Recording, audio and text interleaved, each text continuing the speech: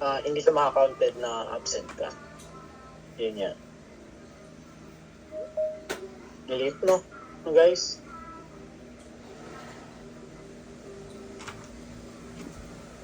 Pag nag-overtime ko pa, mas malaki. Kumbaga yung isang oras mo, ito ba yun? Hindi. Ito yung activity ng Sunday class eh. Okay, gusto ba i-try din guys to? Alam ko basic na sa inyo ito eh. Activity na ng Sunday class. Ito na yung pagkawa natin. Wait lang ha, hanapin ko lang yung files natin. May sample.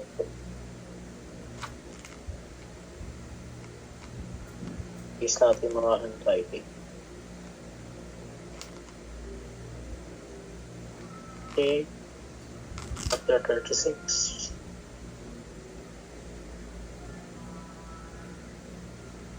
Okay. Let's start.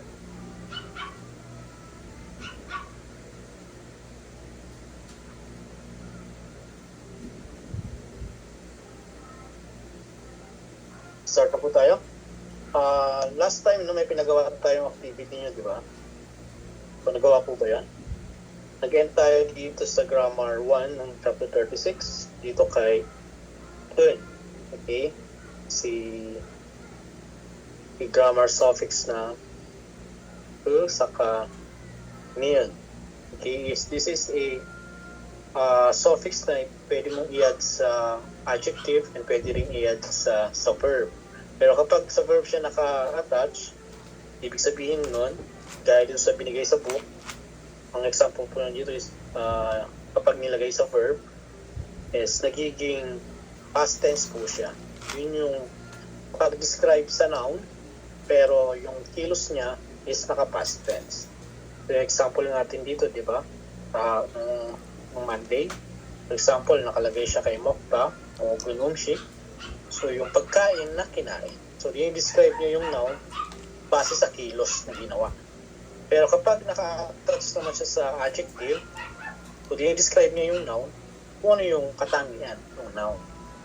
Kapag naka-attach sa verb, i-describe yung noun or minomodify yung noun kung ano yung kilos na ginawa pero naka-past tense siya.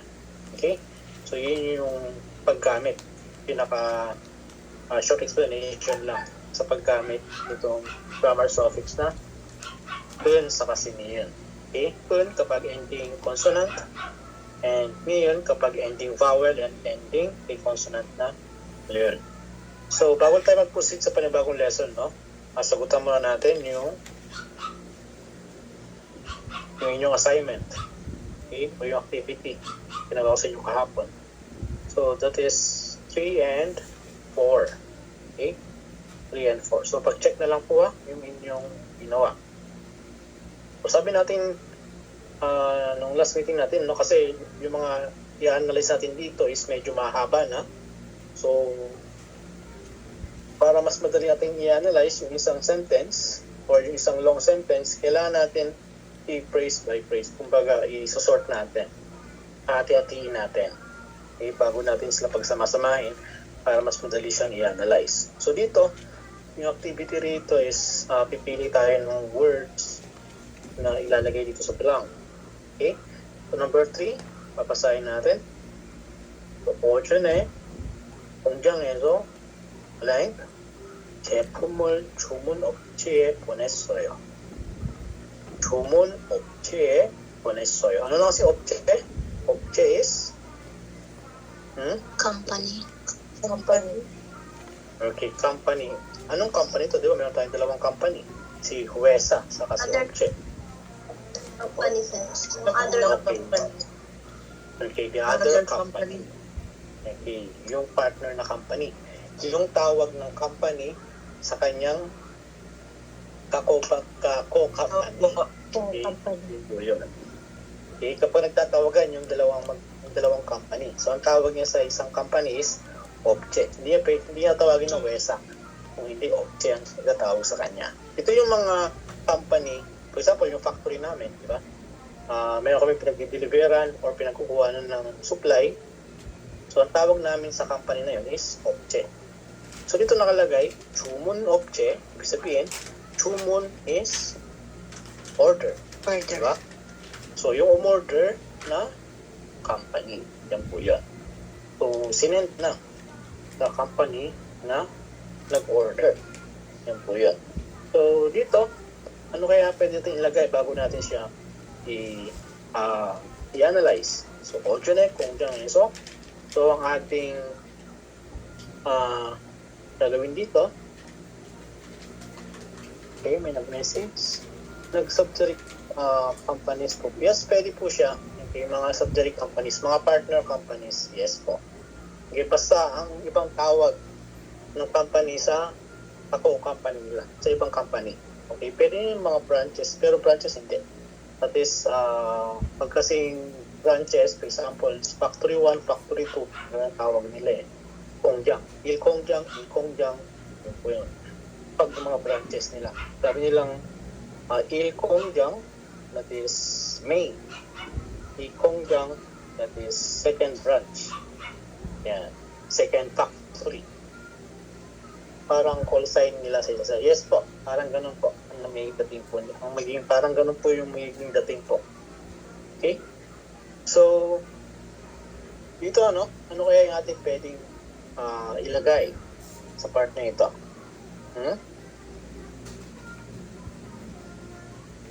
So, number 3. Mandul. Okay, mandulda. Okay? Kasi, yung ating i-modify dito na yung sinundan niya, Jepung. Okay, ano ba yung pwedeng connect kay Jepung? Jepung is, ano si Jepung?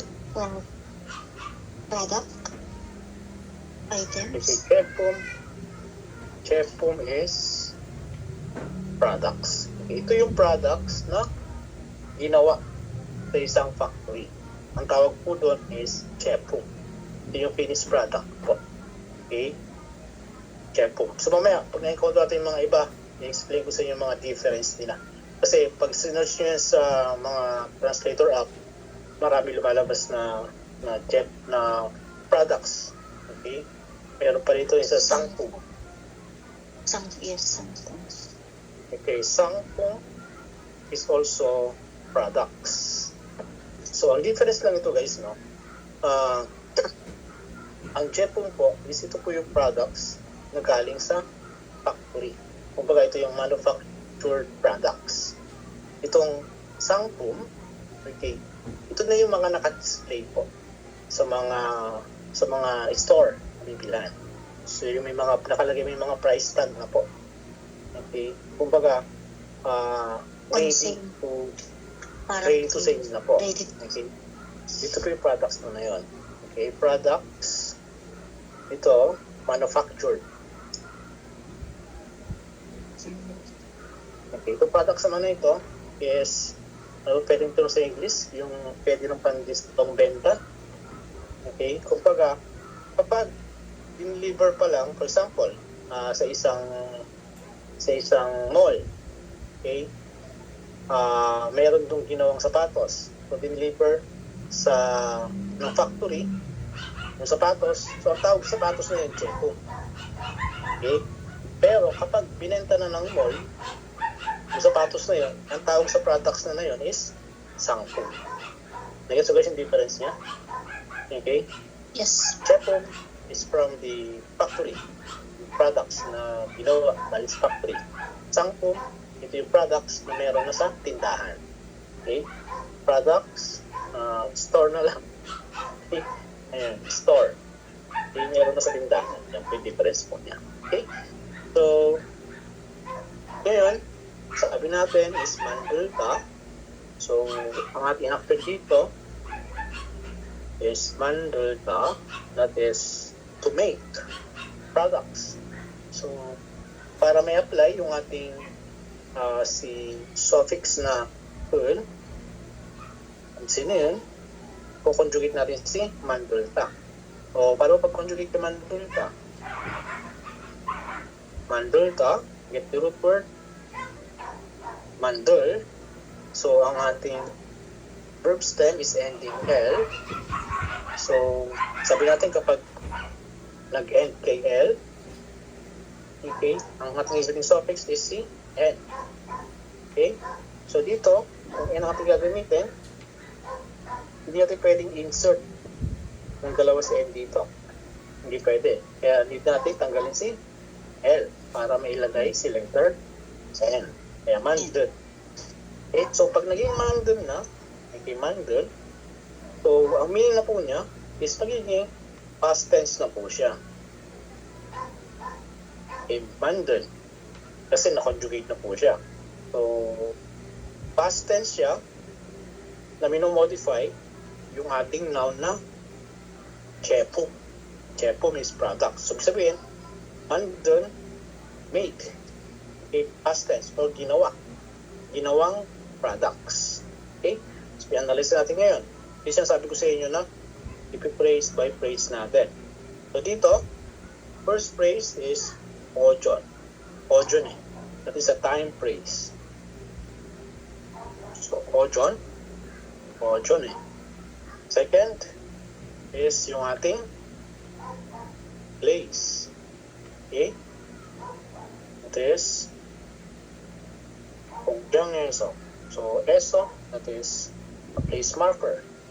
Then next, dito natin is itong si mandun jepu. Okay? Mandun jepun.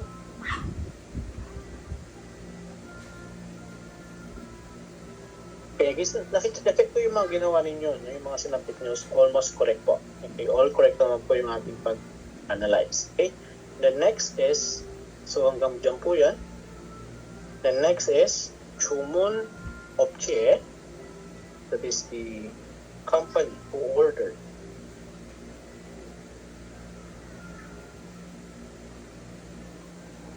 So, meron tayong ulit another place. Okay? And ponessoyo, that is yung ating action. Yan po yan. Okay, so kaya analyze natin to, ojon eh. So, pwede siyang at morning or in the morning. Then, kongjang eh, so, kongjang. So, pwede siyang in the factory.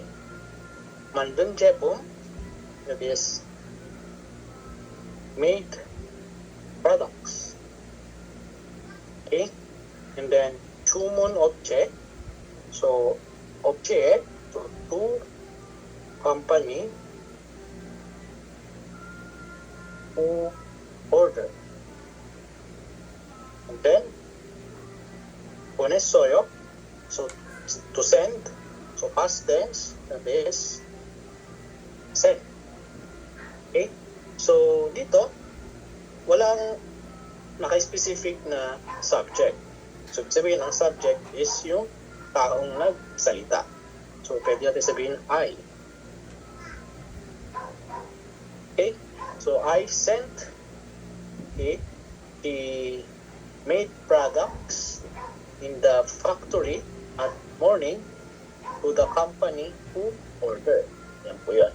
Or, yung sagot ng iba, I sent the ordered made products in the factory at morning. Pwede rin po yan. Same lang din naman yun kasi yung company, kahit di naman sabihin na order, actually, kapag sinabing object, understood na yun na yung kliyente ng company nila. Okay, yung papadalhan. Okay, so di ba guys, mas madali siyang i-analyze kapag ganito siya. May isa-isahin natin. Kung hanapin natin yung time, yung place, okay, yung object, and then yung another place, and then yung ating verb. Okay? So, pag-check na lang po. May pa ba iba-ibang sagot dito? Na ibang pagkakaintindi sa Tagalog or sa English? Or same lang? Same lang naman. Kung hindi naman nagkakalayo yung inyong pag-translate, correct pa rin po yun. Ang mahalaga po doon is nakuha niyo yung main thought or idea ng sentence. Okay? And number 4, last, 회사에서 성실하게 blank 직원에게 휴가를 보내준다고 해요. Okay, so ang ating blank dito is ang sinusundan niya, Chikwon. Chikwon is, what is Chikwon? Hmm? All worker po. Okay, Employee. worker, employee. Okay, pwede po. Okay, ngayon, i-analyze ulit natin. So, again, so pag sabing worker or employee, so mas connected dito si to work. Ilhada. Okay, so kung conjugate natin yan with suffix na un, so ilhada, so ilha, sorry, so ang root word ilha, so plus and kasi ending vowel, so ilhan or ilhan chikwon, ibig sabihin yung nagtrabaho na employee. Okay, so i-analyze natin. Go ulit. So dito yung place, pwesta eso.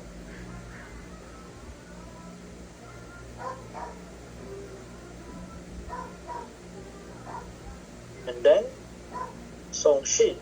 Songshil hada. Tandaan nyo pa? Songshil hada. Songshil dito ginawa lang siyang adverb. Songshil hage. Okay. So dito, hanggang dito po yung ating, nakikita nyo lang guys, no, kung hanggang saan yung ating phrase, hanapin nyo po yung mga marker. Okay, kung yung marker na ito rin na, okay, for example ito. Okay, ang marker natin is itong eso. Okay, then ito, ege, and then ito, and then yun lang po. So, yan po siya mag-e-end palagi. So, hanggang ito yung isang marker natin o particles, hanggang dyan, isang phrase. Ito yung isang, so hanggang dito. Ayan po siya. Okay, isang phrase yan, and then, marker ulit, so hanggang dyan po siya. And then yung ating last, yung ating verb. Okay, singgalin po dito sa taas, sa number 3. Okay, tingnan nyo ha. Para makita nyo kung paano yung hati-hatiin. So, ito yung ating marker. So, hanggang dyan. Ito yung ating marker ulit, so hanggang dito. Ito yung marker natin, so hanggang dito. Ayan siya. And then, ito si marker ulit, so hanggang dito siya. Nag-gets nyo guys? Yes, sir. So, kapag alam mo hanapin yung mga marker sa sentence, so mas madali mo mai-phrase by phrase yung bawat phrase sa sentence. Okay? So dito, where's sa eso? The next is Songshil hage. Ihirahan. Kasi nandito tayo. Chikwon hage. Konete. The next, chuga. Chugarer. Yan. The next, yung ating last, yung ating verb. One, chuntago, eyo. Sa verb, guys, no, diyan natin tingnan yung mga suffix na nakatouch naman. Babalikan natin yung mga napag-aaralan natin ng mga grammar suffixes para malaman natin kung ano yung patutunguhan ng isang thought or idea ng sentence. So dito, pag mag-analyze tayo, kapag wala tayong nakitang subject marker, mayroon ba tayong nakitang subject marker? Wala tayong nakita. Okay? This is about place, and object, and then verb.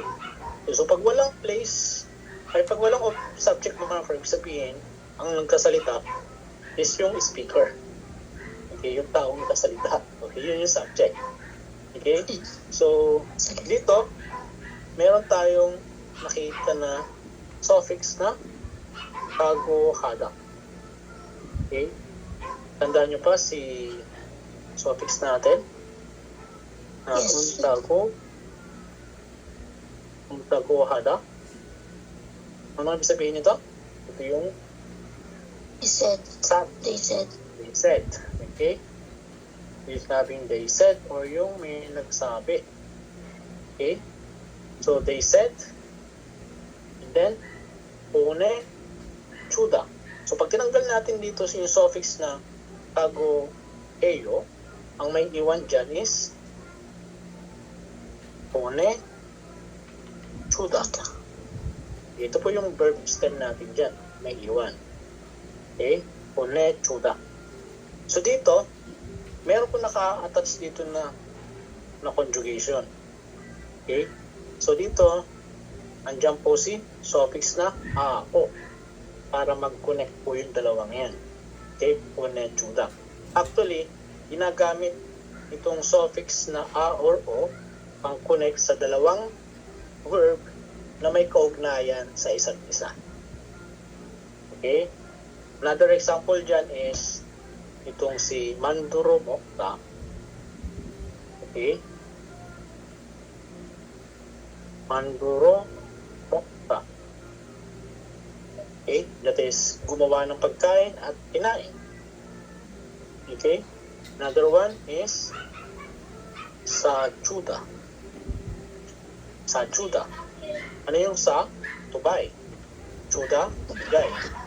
So, sabihin yan, bumili ka at ibigay mo sa akin. Or pwede rin in short, bilhan mo ako. Yan po yun. Nagets niyo pa? Okay, ito namang punechuda, in short po niya, is to send po yan. To send para ibigay. Or pinaka-short meaning niya, just only to send. Understood na po yun. Pag sinabi yung punechuda, ipapadala at ibibigay sa kanya. Okay, ito namang Manduro Mokta, in short po ito, para kumain.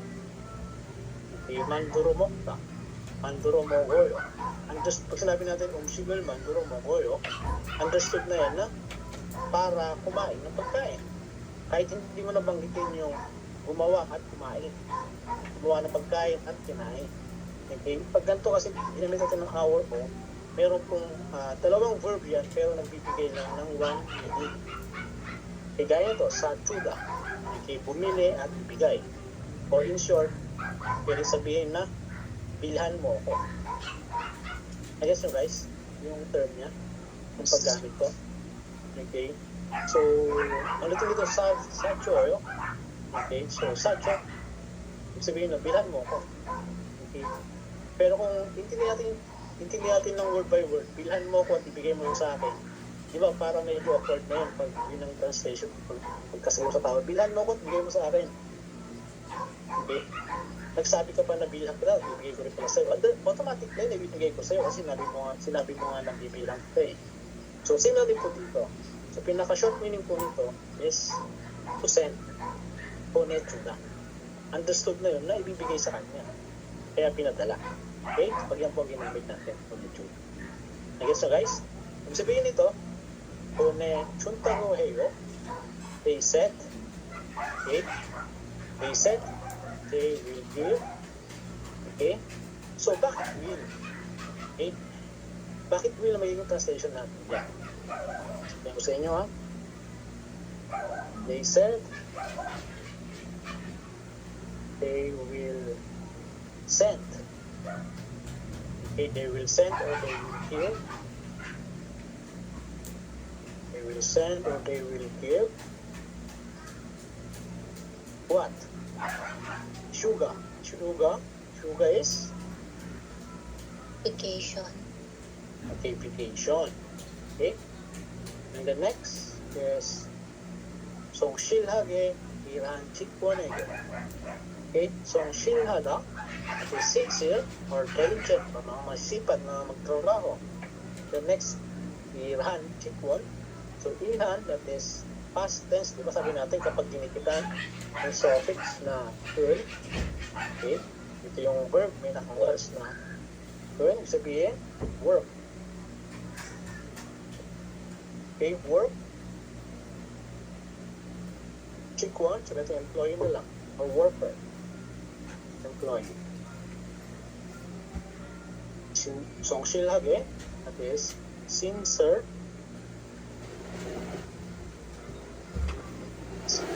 Sincerely.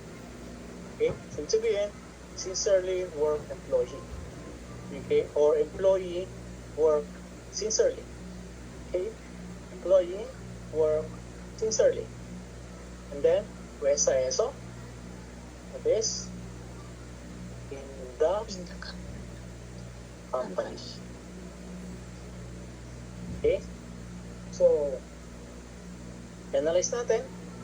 They said they will give vacation again to, okay, to the employee work sincerely in the company. Okay?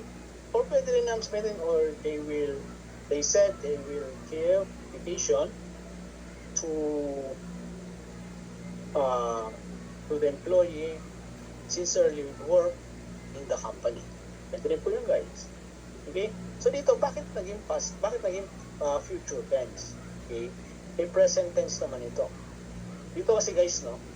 Okay? Kapag kasi itong ang suffix is tago-heyo, hindi pwedeng gamitin future po ito.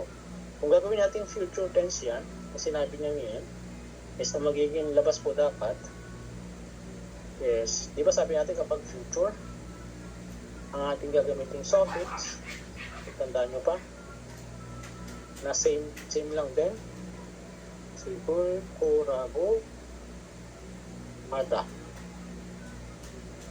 Okay, same lang po ito. May meaning din na they said or someone said. Okay? This is for future tense naman po ito. Ang kaibahan nito guys, kapag future tense ginamit ito, for example, ang ginamit po dyan is pone, pag conjugate natin, pone, chul. Pag insert natin, pone, chul, korago, heyo. Ayan guys. Okay? Pone, chul, korago, heyo. And then versus pone, chul, tago, heyo. Ito guys, naka-present tense talaga ito. Ito naman, yung future tense niya. Eh sir, bakit future tense pa rin ang ginamit mo rito? Ito guys, explain ko sa inyo. Sa Korea po kasi, sa conversation ng Korean, hindi type, kapag pwede mong gamitin yung present tense kung yung action is mangyayari between in a day. Okay? Dito kasi, kaya sinabi natin they will give, okay, hindi pa kasi binibigay. Okay? Sabi lang kasi pune, chuntago, heyo. Sinabi na ibibigay pa lang. So, hindi ba pwede sabi na ibinibigay? They said ibinibigay. Okay? Mas awkward yung kasi yung pag sinabi natin ibinibigay, on the act na yun eh. Okay, right now na yun. Ayos yun guys. And then, sa part na ito, meron ba tayong type na sinabi dito? Okay, so dito walang binanggit na time sa sentence na ito. Pero sa part na ito, kapag sinabi nilang chuntago heyo, okay, within na day din po yan. Okay, sa present po yan. Kapag naman sinabi nilang ulkorago heyo, une chunkorago heyo, ginamit si future tense. Okay, ibig sabihin po nito is pwedeng ibigay yung vacation maybe tomorrow or next week or next month. Ganun po yung dating po niya. Ito naman po na chuntago heyo is maybe ngayong araw ibibigay. Okay, ibibigay. So, kahit present tense yung ginamit natin dito, ibig sabihin yan, okay, is ano ba explain to? Okay. Yung nuance niya kasi, hindi pa binibigay dito yung vacation kahit present tense siya. So, kaya ang dating is parang naka-future tense po siya. Hindi lang ginamit si future tense na ulkorago pada kasi kapag ginamit natin ito is future pa lang, wala pang kasiguraduhan na ibibigay. Pero kapag ginamit si chuntago heyo, that is, yung dating po niya is may assurance na magbibigay yung company ng vacation. Okay? So, tandaan nyo lang po yan. Kapag itago hada, it hindi pwedeng gawing future. Ang future niya, pag gagawin natin, for example, may nagsabi, okay, that is, ulkorago hada. Pag gusto kang sabihin na sabi nila, magbibigay sila ng pera, o magbibigay sila ng bonus. Okay? So, ito kung gagawin natin, ulkorago hada. Pag itong ginamit, sabi pa lang nila, wala pang assurance. Okay, pero pag ginamit is chuntago heyo, So, ibig sabihin dyan is naka-present tense, ibig sabihin may assurance na magbibigay talaga. Okay? So, yun lang po yung difference.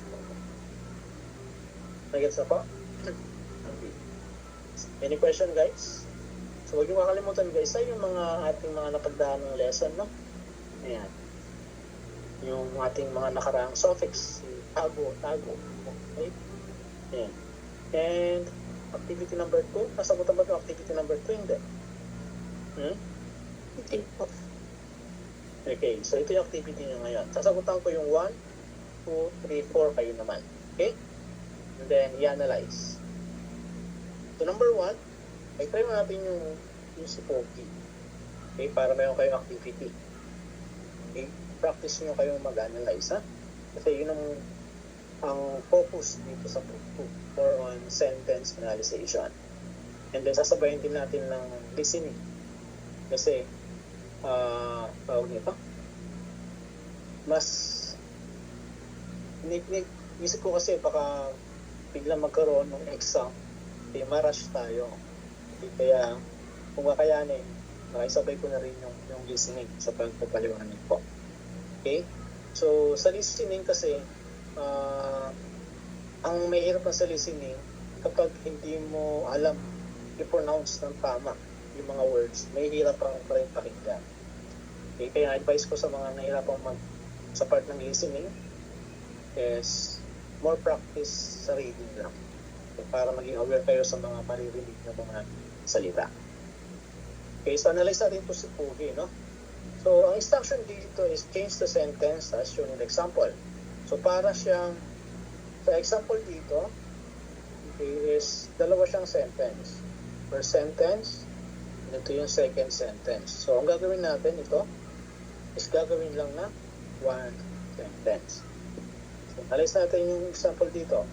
오전에 반장님이 작업을 지시하셨어요. Okay? So, sa pag-analyze, again, phrase by phrase. 오전에, okay, at morning, or AM. And then, ito yung marker natin, subject marker, 반장님이. Then next, si word, so phrase dyan. Then next, yan natin yung verb. Okay? So, 오전에. The next is 반장님이. The next 작업을 task or work. Hindi siyang work pero yung kasing pasabing 작업, ito yung naka-assign na sa'yo na gagawin mo. Kumbaga meron nang binigay sa'yo yung gagawin mo sa araw na yun. Yung po yung tawag sa 작업. Yung ilhada naman na work, yun talaga yung general term na as in work, magtatrabaho ka. Pero yung 작업, specific na yung mismong gagawin mo. Okay? Yun po yung difference nila. And 지시하셨어요.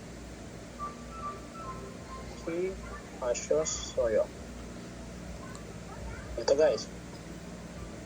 Saan nanggaling si 지시하셨어요? Saan siya nanggaling? 지시하시다. Okay? So, nanggaling siya kay 지시하다 or 지시하다. That is to instruct. Okay? Ito yung 지시하다. This is the basic form. Okay? And ito naman si 지시하시다. Okay, 지시하시다. So, dito nagkaroon tayo ng shi. Itandaan nyo pa, kapag ang ating subject natin is panjangnim. Honorary person. Okay, panjangnim is the supervisor or team leader. Kasi siya yung parang nag-supervise sa isang area, sa isang department. Okay, yung pagtawag sa Korean ng panjangnim. Okay, sa English siguro supervisor or sa construction siguro foreman, tawag. Okay? So, kaya ginamitan sila. Kapag hindi honorific person, ang action natin is jishi hada. Okay? Kapag honorific, nilalagyan lang natin ng shi sa gitna. Okay? So, jishi hashida. So, dito kapag kinonjugate natin si jishi hada, at is nagiging jishi heyo. So, yes. Okay? Past tense. This is, yan yung kanyang present tense. So, kung gagawin natin past tense, remove yo, then add soyo. So, ito yung past tense niya. Jishi es soyo. And then, ito naman, kapag kinonjugate natin, into present tense, jishi, yung root word, shi. Okay, so ending E, yung ginagawa pag ending E, gagawin yo. Yo. Then, jishi hashoyo. Yan po, yan po yung present tense niya. Jishi hashoyo. So, kung gagawin natin past tense, remove yo, then add soyo. So, yun na po yung past tense niya. Jishi hasho soyo. So, dito po siya nanggaling. Jishi hasho soyo. I guess so guys, yung normal na verb is jishi es soyo. Ito po yun. Kapag yung ating subject is hindi honorific. Okay, pero kung pagkagalang-galang, so mag-add lang tayo ng shi. Okay, sa pinakalas. Okay, and then jishi hasho soyo. So, ibig sabihin nito, so instruct, past tense siya. That is, anong past tense na ito instruct? Sa English. Instructed. Instructed ba? Okay. Yes po. Instructed. Okay. Add ed, no? Okay. The next, jagol. Jagobul. So, pwede siyang task. Task or work. Kanjang ni. That is, sabihin natin, the supervisor. And then, ojone. That is, in the morning. Okay? So, sabihin yan is, siyempre, pag mag-analyze tayo na natin yung subject. Yan po. The supervisor. The next, yung verb. Instructed. Okay, instructed. The task. In the morning. Okay? So, sabi dyan, si Panjang ay in-instruct o tinuro sa akin yung gagawin ko, okay, ngayong umaga. Yan po yan. Yan sabihin po yan. And then yung pangalawang sentence, kuchagobul. Okay, kuchagobul. Ku is, so again, pa-insert natin, ku, hanggang dyan. Yung object marker natin, so kuchagob.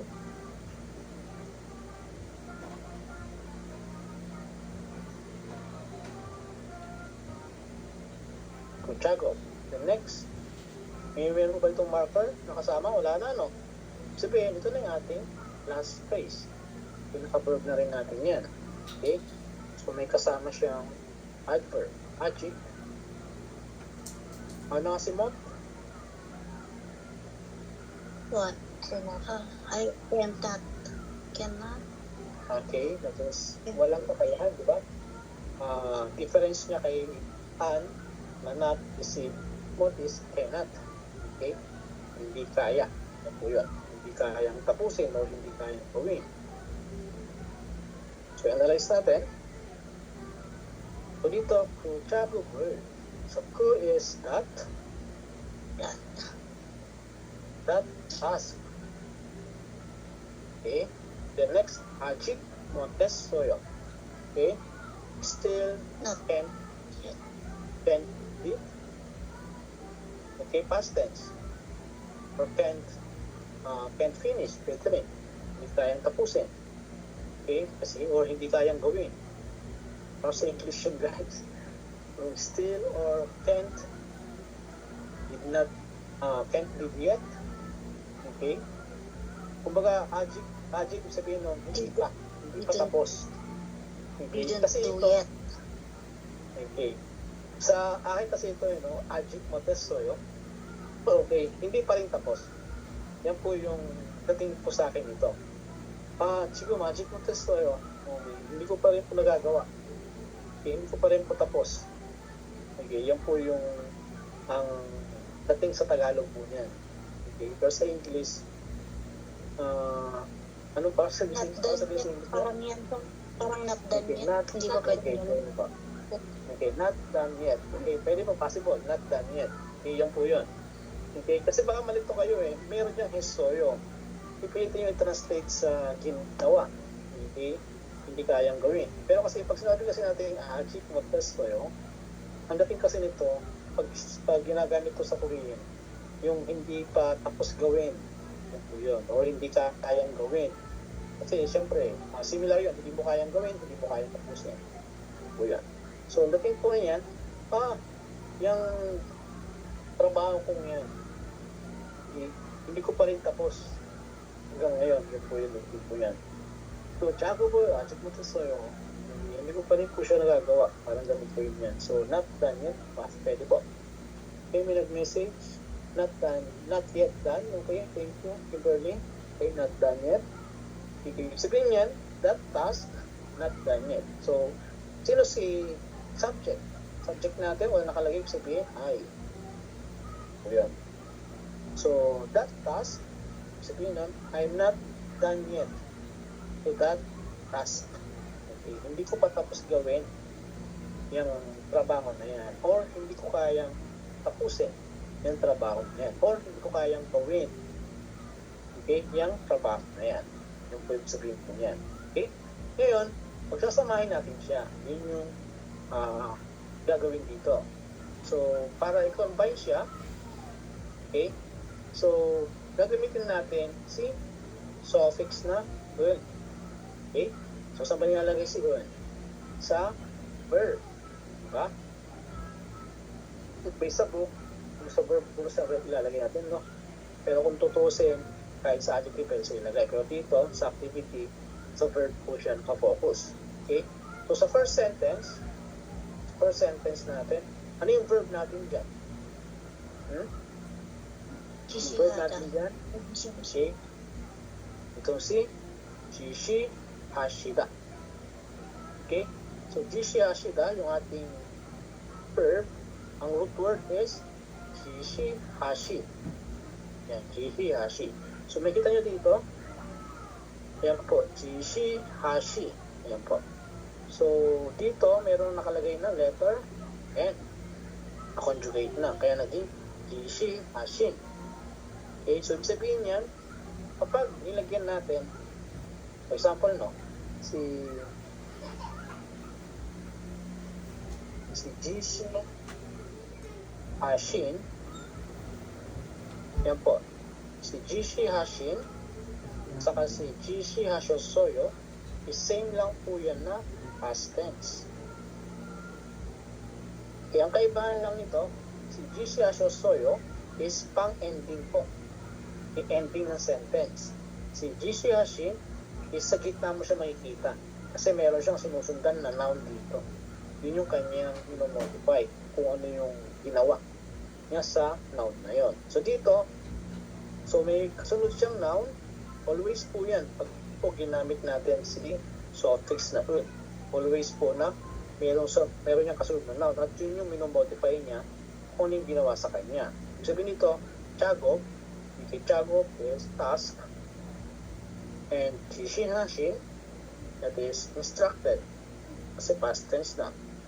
Sabihin, instructed task. Okay? So, parang pinagsama lang po siya. Kasi kuchagobol, ang tinutukoy niyang kuchagobol, that task is itong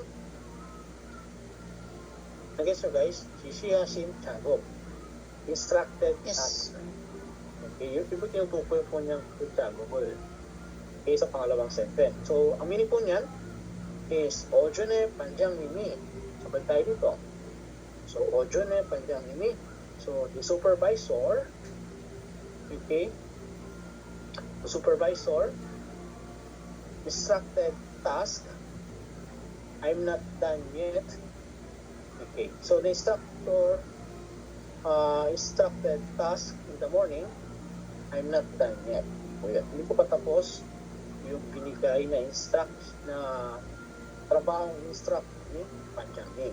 Yan po ang ibig po niyang sabihin. Okay?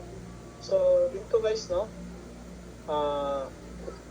Gawin po natin yung 1, 2, 3, 4. Okay?